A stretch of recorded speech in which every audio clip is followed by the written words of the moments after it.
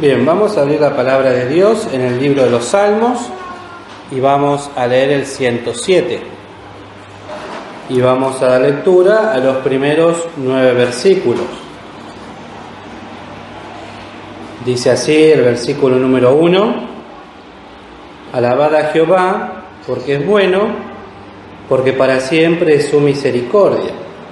Díganlo los redimidos de Jehová, los que ha redimido del poder del enemigo y los ha congregado de las tierras del oriente y del occidente, del Aquilón y de la mar. Anduvieron perdidos por el desierto, por la soledad sin camino, no hallando ciudad de población. Hambrientos y sedientos, su alma desfallecía en ellos. Habiendo empero clamado a Jehová en su angustia, librólo de sus aflicciones y dirigiólos por camino derecho para que viniesen a ciudad de población.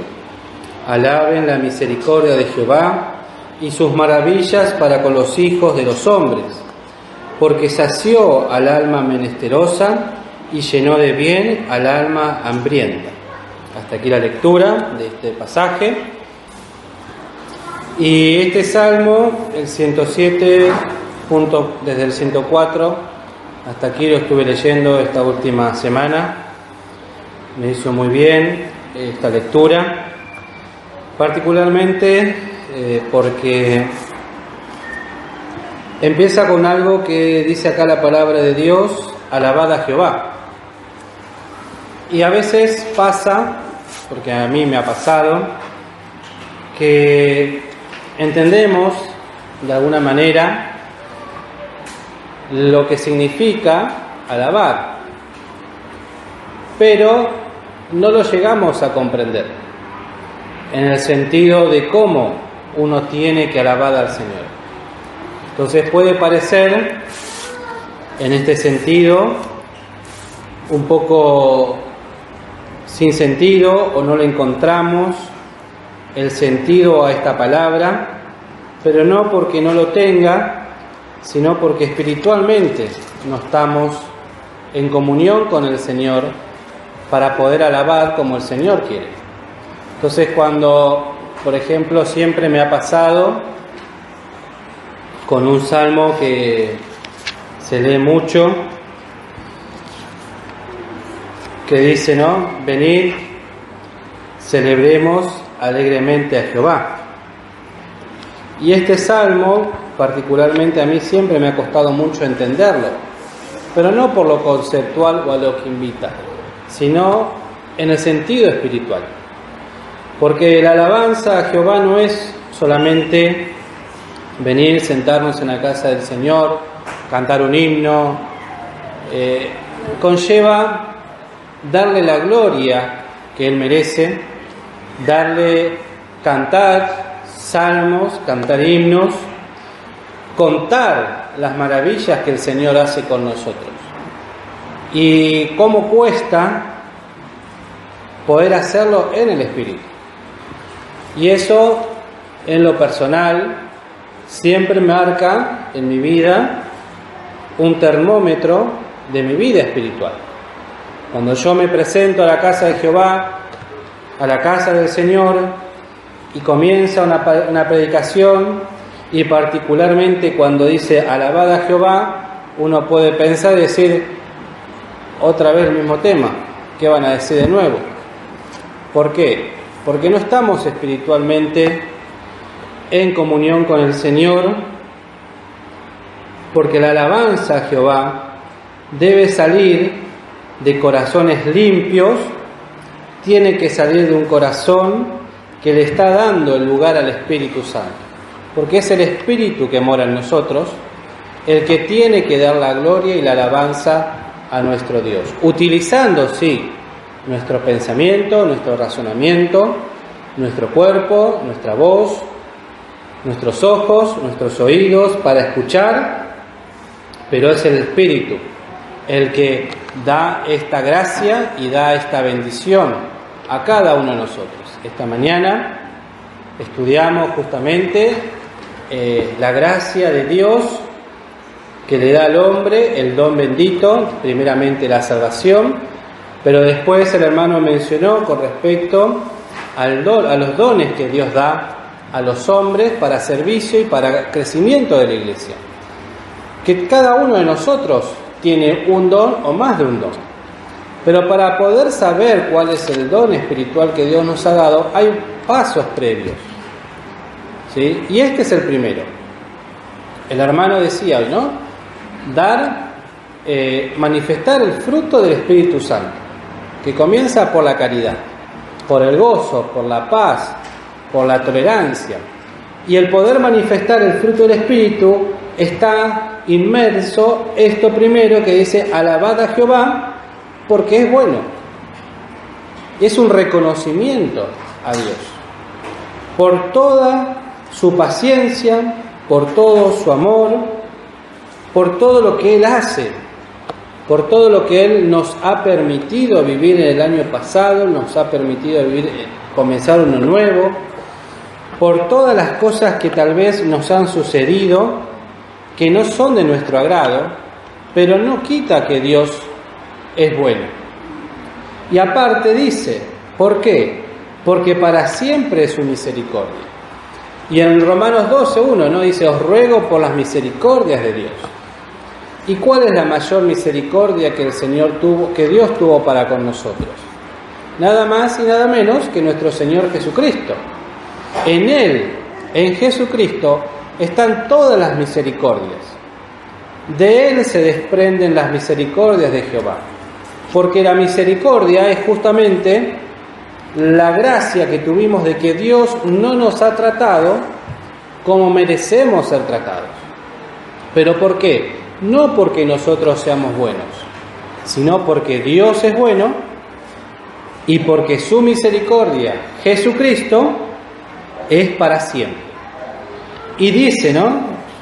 Y fíjense cómo empezábamos al principio, valga la redundancia, porque solamente pueden alabar a Jehová, solamente pueden reconocer que es bueno y solamente pueden dar gracias por las misericordias los que son, como dice el versículo 2, díganlo los redimidos de Jehová.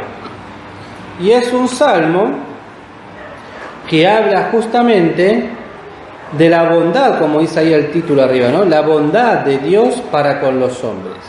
Solamente aquellos que han aceptado a Cristo Jesús como su único y suficiente Salvador, que se han dado cuenta de la necesidad espiritual que tienen, como escuchábamos hoy, aquellos hombres, mujeres y niños que se dan cuenta de que necesitan un Salvador para su vida, piden perdón a Dios por sus pecados y aceptan a Cristo Jesús como su Salvador. Esos son los redimidos de Jehová.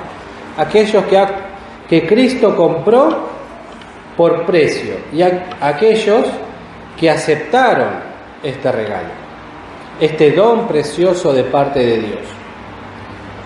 Los que ha redimido del poder del enemigo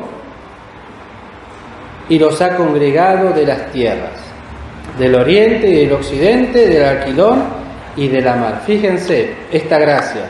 Los que hemos sido rescatados de este poder del enemigo. Y acá en el versículo 3 está la iglesia, los congregados de las tierras, los que hemos sido llamados, los que hemos sido quitados del mundo para formar el cuerpo, ¿sí?, espiritual de la esposa de nuestro Señor Jesucristo, que es la iglesia. Y uno puede decir, bueno, esto ya lo sabemos, siempre hay que predicarlo en la iglesia, pero una de las cosas que pensaba cuando leí este salmo, que comienza con esto justamente: mirar nuestra experiencia espiritual, primero y principal. Pero después este Salmo 107 continúa con una, podemos decir, traer a la memoria. ¿Y en qué sentido traer a la memoria? Porque nosotros, creo que todos los que estamos acá, o por lo menos la mayoría, ya hemos sido redimidos de parte de Jehová, somos redimidos. Pero hacer memoria de dónde el Señor nos ha sacado y recordar lo que éramos, lo que fuimos y la gracia que ahora tenemos. Porque muchas veces nos va a pasar que somos cristianos o nos llamamos cristianos, pero por costumbre. Vivimos una vida no acorde a la vida espiritual, a como Dios quiere. Entonces, este salmo es traer a la memoria y recordar aquello que nuestro Señor hizo por nosotros. Porque fíjense en el versículo 4, ¿cómo dice? ¿Andan perdidos? No, los redimidos anduvieron perdidos por el desierto. Y una de las cosas que estaba buscando hoy a la tarde, y esta semana pensaba, que no hay cosa más fea que estar perdido. Y uno en ¿cómo podemos decir? En nuestro tiempo es muy fácil ubicarse. Hoy hablaba con Fernando que mañana, si Dios mediante, viaja unos días de vacaciones. Decía, bueno, poner GPS para llegar a tal lugar. Me dice, bueno, pero yo no me llevo con eso. Pero cuando uno está perdido, desearía saber manejarlo. Pero eso es nuestro tiempo, en nuestra ahora. Pero ¿qué nos puede pasar? El perdernos, el perder la noción de dónde estamos. Las personas, por ejemplo, que tienen algún tipo de dificultad mental, por ahí pierden el conocimiento, pierden la noción del tipo de dónde están y no saben volver. Pero me acuerdo cuando me fui hace muchos años ya de vacaciones a Corrientes, que para ir de la casa de mi abuelo hasta lo de un familiar, sabía que tenía que cruzar un campo, eran 7, 8 kilómetros, una cosa así. Pero yo sabía que cruzaba un alambrado y tenía que mirar allá lejos un arbolito. Pero siempre me lo confundía con otro, porque era muy parecido. Pero al confundirme con ese arbolito, o sea, agarrar el de al lado, era desviarme un montón y no encontrar más la salida. Entonces iba caminando y yo sabía que era aquel arbolito. Y cuando volvía, tenía otra referencia. Porque en la inmensidad del campo, si agarrabas para otro lado, no volvías. Y en esa época no había celulares, no había nada. Entonces, acá dice, anduvieron perdidos por el desierto y no hay más, debe haber. Nunca me pasó, gracias a Dios, en esta vida, perderme en el desierto. Un lugar árido, donde, como dice acá, ¿no? Por la soledad del camino, kilómetros y kilómetros de arena, todo igual para un lado o para el otro, sin un lugar para tomar por referencia. A veces se ven películas, ¿no?, que van subiendo los médanos y llegan a la cima del médano y miran hacia adelante y más arena para todos lados. Y esa es la situación en la cual nosotros anduvimos. No nos olvidemos que nosotros estuvimos en esto, en la soledad del camino, perdidos por el desierto, como dice aquí, no hallando ciudad de población, en un terreno donde el no encontrar el camino y donde no encontrar una ciudad, donde no encontrar agua, significa la muerte. Eso es lo que acá nos habla la palabra de Dios, pero en el sentido espiritual, porque luego dice acá, hambrientos y sedientos, en un lugar donde no hay nada, donde no hay esperanza de vida, si uno no conoce el lugar. Y esa era nuestra situación espiritual, que por la gracia de Dios y no porque nosotros hayamos podido hacer algo, Dios en su misericordia nos ofrece a su Hijo, a Jesucristo. Por eso luego dice, hambrientos y sedientos. Y luego, si lo comparamos con el Nuevo Testamento, ¿cómo dice la palabra de Dios? Venid a mí todos los que estáis, ¿qué? Cargados y cansados, que yo os haré descansar. Y el otro pasaje que dice, ¿no? Yo soy el agua de vida. El que de mí bebiere no tendrá sed jamás. Entonces, dice el versículo 5, su alma desfallecía en ellos.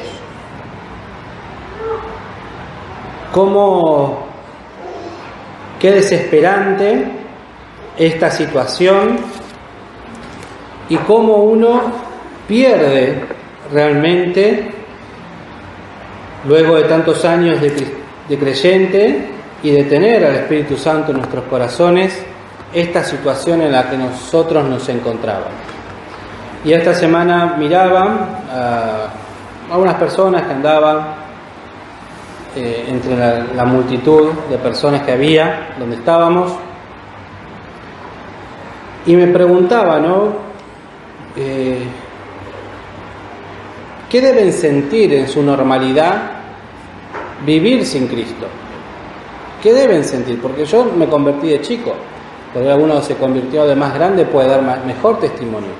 Pero ¿cómo es vivir toda una vida sin Cristo, sin esperanza, con hambre, hambrientos y sedientos? Lo cual me llama a una reflexión personal justamente de la falta que cometo al no predicar el Evangelio y dar testimonio como uno lo tiene que hacer. Y esta parte,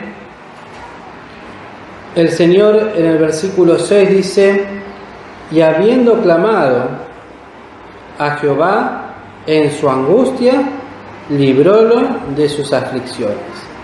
Y este versículo 6 me llamó la atención, porque los que tienen la Biblia con referencia al medio, verán que al lado del 6, o sea, en habiendo, tiene una X, que hace referencia a 3 versículos más.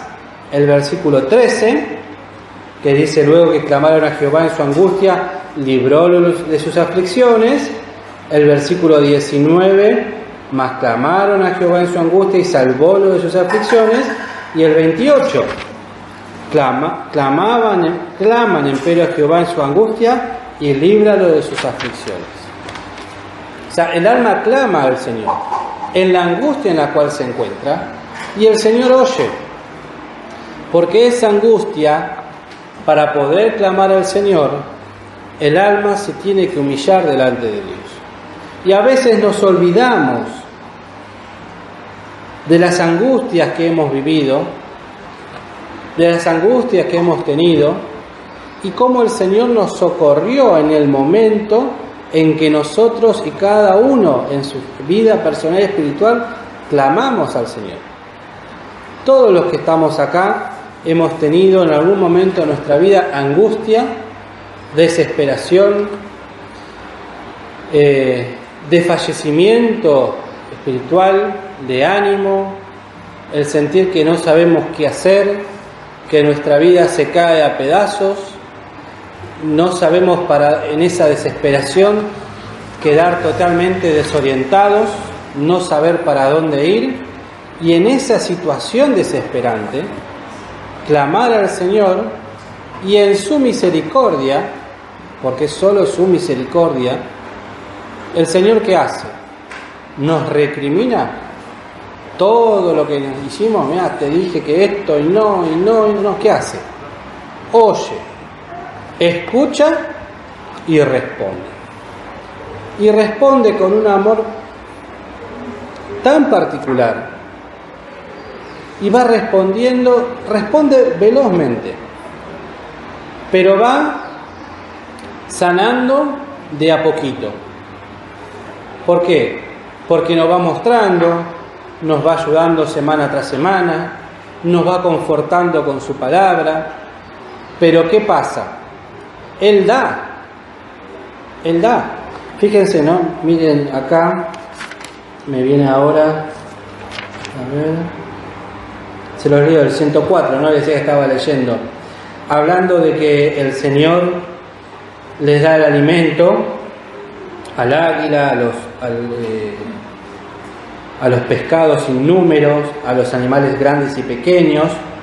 Dice, todos ellos esperan en ti para que les des su comida a su tiempo, les das y recogen.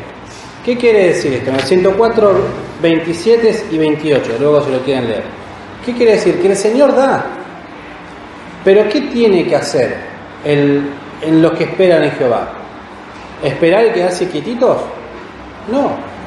Ir y tomar lo que el Señor nos da. Y en esa consolación, esa misericordia que el Señor quiere actuar y quiere dar en nuestra vida, tiene que haber de parte nuestra siempre la voluntad de tomar lo que el Señor me da. Pero como somos infieles, por eso el Señor, luego si ustedes leen los pasajes y miran el Antiguo Testamento y particularmente leen el Salmo 106, se van a dar cuenta que cuando la angustia pasa, cuando el momento de aflicción pasó, nos olvidamos y volvemos a caer tal vez en la misma soberbia, en los mismos pecados, nos empezamos a enfriar nuevamente, nos empezamos a alejar y nuestra vida siempre parece algo, ¿cómo se dice? Sinoidal, que sube y baja, sube y baja. Y nos cuesta tener, no digo una vida espiritual alta, así siempre constante, pero más o menos, siguiendo una línea pareja, subiendo. Todos tenemos nuestras recaídas porque es normal, porque somos pecadores, pero esto siempre me llama la atención de cómo el Señor asiste cuando uno clama. Y qué paciencia que tiene.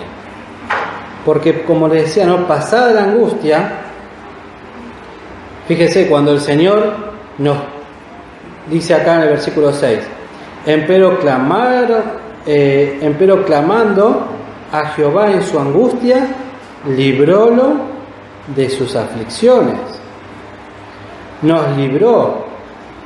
Y en lo primero que nos libró, como decía en el versículo número 2, los que ha redimido, los que ha librado del poder del enemigo. Pero luego viene la vida espiritual. Esta vida que el Señor nos propone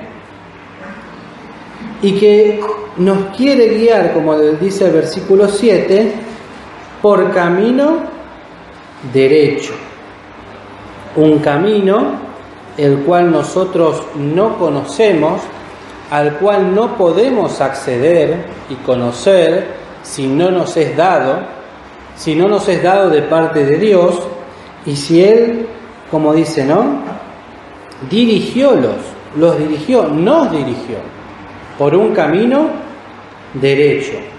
Y este capítulo, el derecho, si ustedes se fijan, tiene dos, nos lleva al libro de Esdras, que no hace falta que lo busquen, yo se los leo, el versículo 8-21, que dice: y publiqué ayuno allí junto al río de Abba, para afligirnos delante de nuestro Dios, para solicitar de Él camino derecho para nosotros y para nuestros niños y para toda nuestra congregación. Y este afligirnos me llamó la atención. ¿Por qué afligirse? ¿Qué es afligirse? Y en el libro de Levíticos, el capítulo 16, versículo, ya les digo, el 29,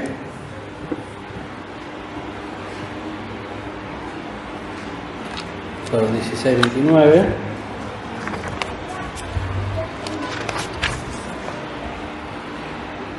dice: y esto tendréis por estatuto perpetuo. En el mes séptimo, a los 10 del mes, afligiréis vuestra alma y ninguna obra haréis, ni el natural ni el extranjero que peregrina entre vosotros.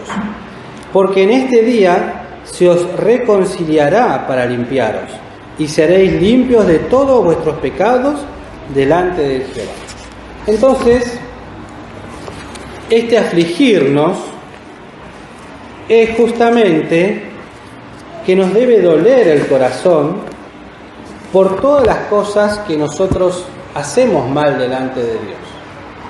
Afligir quiere decir castigar, no es castigarnos, pero un examen personal, algo que nos tiene que doler. ¿Cómo? Exactamente, humillarnos delante de Dios. Pero si nosotros no tenemos podemos decir, esta voluntad de afligirnos delante del Señor, de buscar, de pedir perdón por todo lo que hemos hecho, por todo lo que he ofendido a mi Dios, no voy a poder empezar el versículo 1 que dice: Jehová, alabad a Jehová porque es bueno. Entonces, esta experiencia espiritual de que el Señor nos quiere dirigir por un camino derecho, significa dejar nuestra pasada manera de vivir, salir del camino por el que estoy andando y ver hacia dónde el Señor me quiere llevar. Y el primer paso, como veníamos hablando, es en la salvación, porque el Señor dice: yo soy el camino, la verdad y la vida. El camino es Cristo. Entonces, cuando el Señor me llama en esta fiesta que se hacía en el libro de Levíticos, a los 10 días del primer mes del año, que era presentarse delante del Señor, examinarse y le tenía que doler a cada uno y pedirle perdón al Señor. Fíjense que, a ver, lo perdí, el 16 era, el 16:29, el 30, ¿cómo dice? El 31, sábado de reposo es para vosotros. El 30, para limpiaros y seréis limpios de todos vuestros pecados delante de Jehová. Sábado de reposo es para vosotros, y afligiréis vuestras almas por estatuto perpetuo. Y el 32, y hará la reconciliación el sacerdote que fuere ungido. Cristo es el camino, pero también es el sumo sacerdote, el que ha pagado por cada uno de nosotros, el que ha derramado su sangre preciosa. Pero también la palabra de Dios nos enseña que nosotros somos hechos reyes y sacerdotes de nuestra propia vida.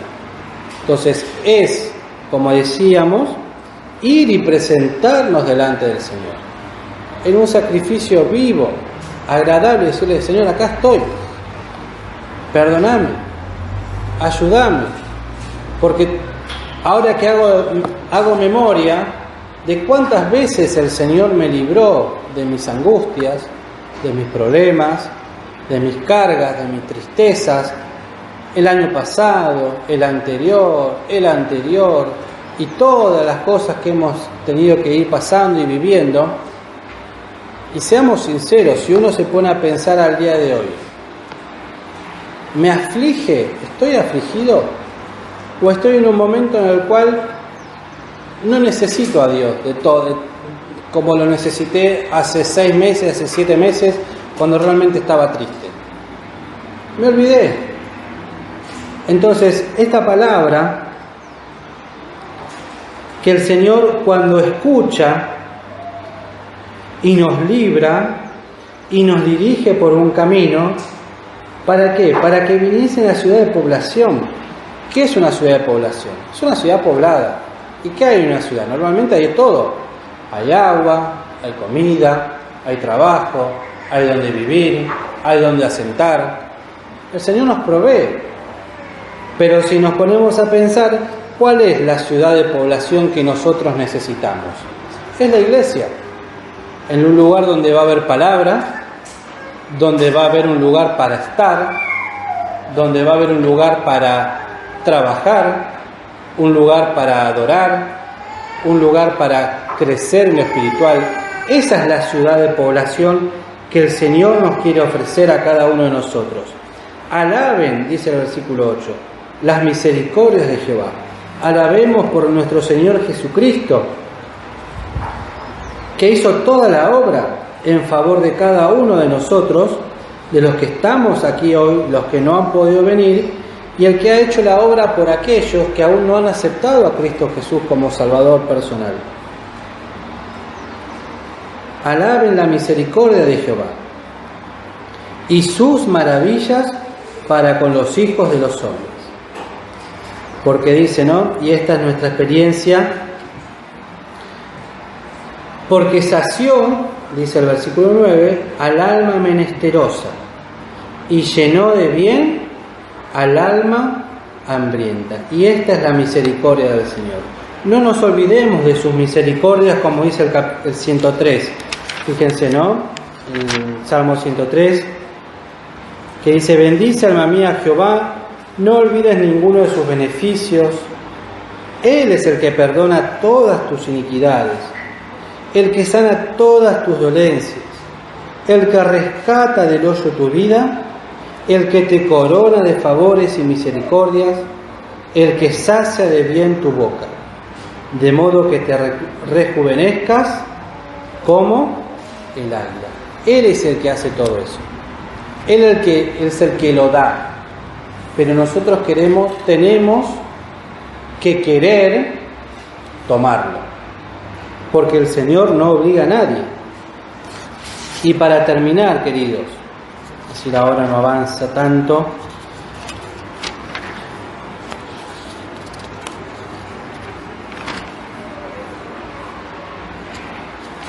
el Salmo justamente 73,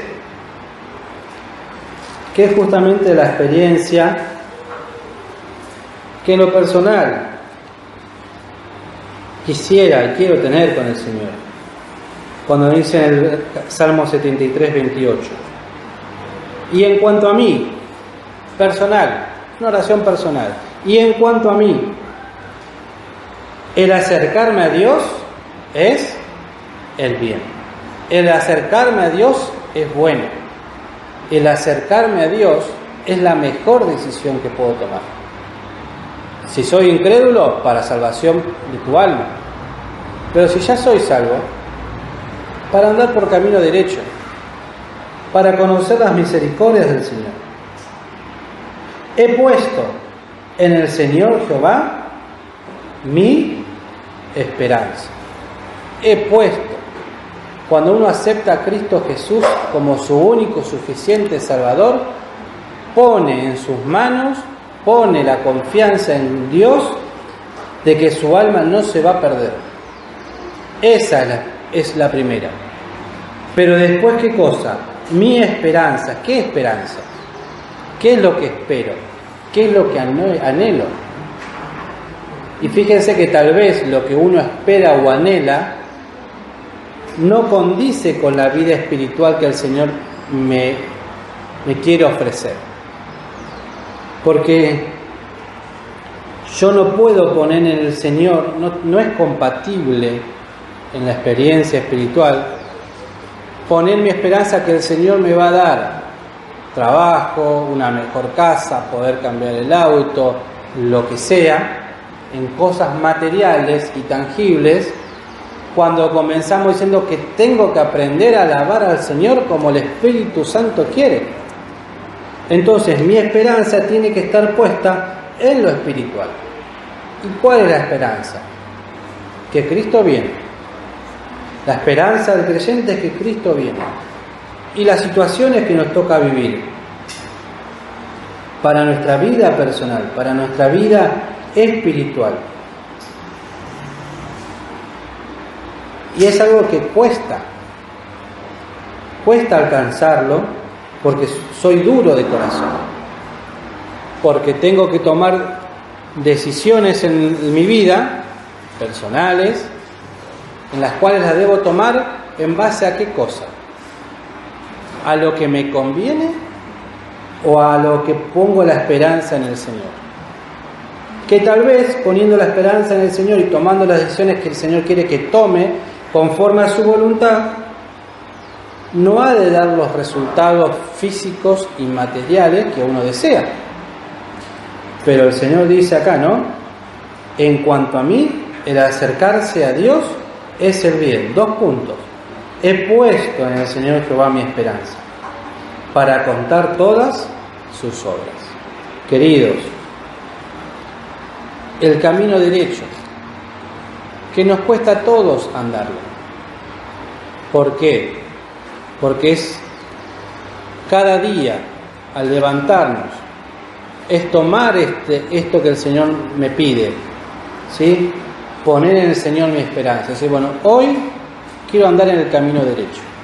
Y van a aparecer un montón de cuestiones, cosas, para tomar otro camino. Otro camino.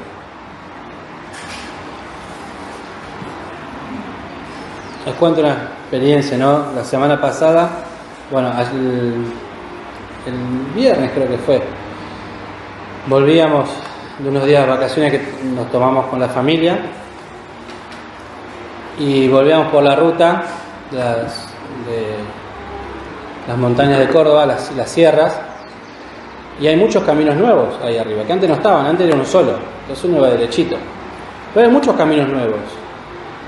Y pensaba, ¿no?, que a dónde uno terminaría sin esa señal, porque parece que el camino uno tiene que ir para allá, pero el camino es el del otro lado. Entonces, eso es lo que nos pasa en la vida espiritual. Hay un camino derecho, pero hay carteles que nos van rodeando, que nos dice, toma esta salida, salí para acá, anda para allá, salite de esta. Entonces uno tiene que buscar el camino derecho, y como les decía, ¿no?, en ese ejemplo que a mí siempre me quedó del arbolito allá a lo lejos, no sacar la mirada hacia donde tengo que ir. Y el Señor nos va a ayudar. Es algo que nos va a llevar toda la vida a aprenderlo, pero es algo que el Señor quiere que lo vayamos experimentando de a poco. Los hermanos más grandes y de más años lo han experimentado mucho más que yo, muchísimo, ya solo por la experiencia. Pero a los más jóvenes, que nos cuesta en este tiempo, el Señor nos pide esto, ¿no? Y termino con esta oración. Lo leo una vez más porque me gustó mucho este texto y me hizo bien. Y en cuanto a mí, el acercarme a Dios es el bien. He puesto en el Señor Jehová mi esperanza, para contar todas tus obras. Que el Señor nos bendiga en esta semana que comienza. Bien, queridos, vamos a terminar la reunión de esta noche entonando todos juntos 188, y luego terminamos con la doxología del 386. Lejos de mi Padre, puestos de pie, entonamos todos juntos el himno número 188.